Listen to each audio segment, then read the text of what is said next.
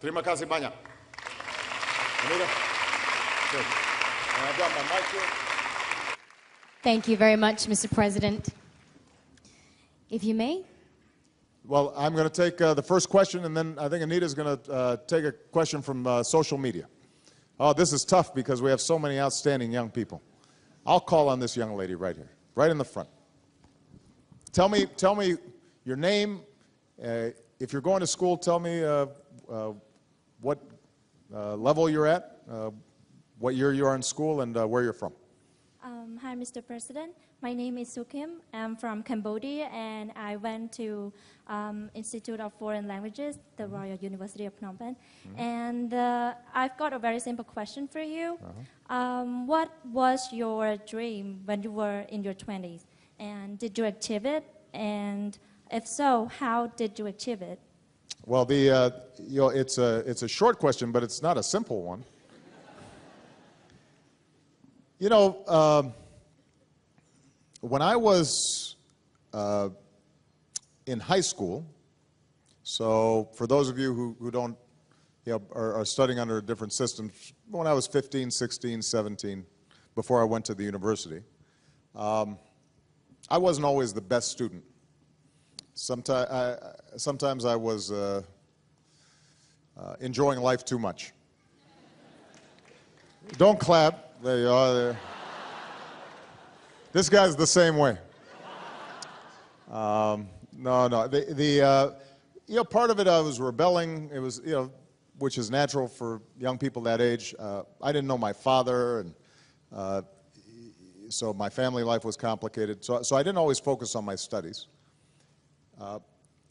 And that probably carried over into the first 2 years of university. But around the age of 20, I began to realize that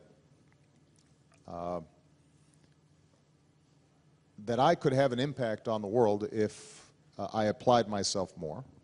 I became interested in social policy and government, and I decided that I wanted to work in the nonprofit sector for people who were disadvantaged in the United States. And so I was able to do that for 3 years after I graduated from college. That's how I moved to the city of Chicago. I was hired by a group of churches to work in poor areas to help people get jobs and help improve housing and give young people more opportunity. And that was a great experience for me, and then it led me to go to law school and to practice civil rights law, and then ultimately to run for elected office. And when I think back to my journey, my path, I think the most important thing for me, and maybe the most important thing for all the young people here, is to realize that you really can have an impact on the world. You can achieve your dreams, but in order to do so, you have to focus not so much on a title or how much money you're going to make. You have to focus more on what kind of influence and impact are you going to have on other people's lives. What good can you do in the world? Now, that may involve starting a business, but if you want to start a business, you should be really excited about the product or the service that you're making. It shouldn't just be how much money I can make, because the business people that I meet who do amazing things, like Bill Gates, who started Microsoft, they're usually people who are really interested in what they do, and they really think that it can make a difference in people's lives.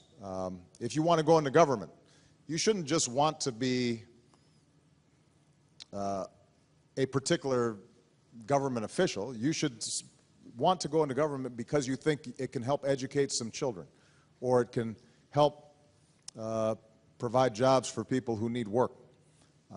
So I think the most important thing for me was when I started thinking more about other people and how I could have an impact in my larger society and community, and wasn't just thinking about myself.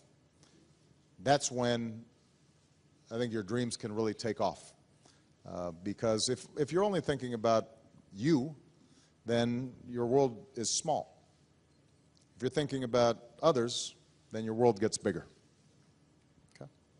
Good. Thank you. Thank you, Mr. President.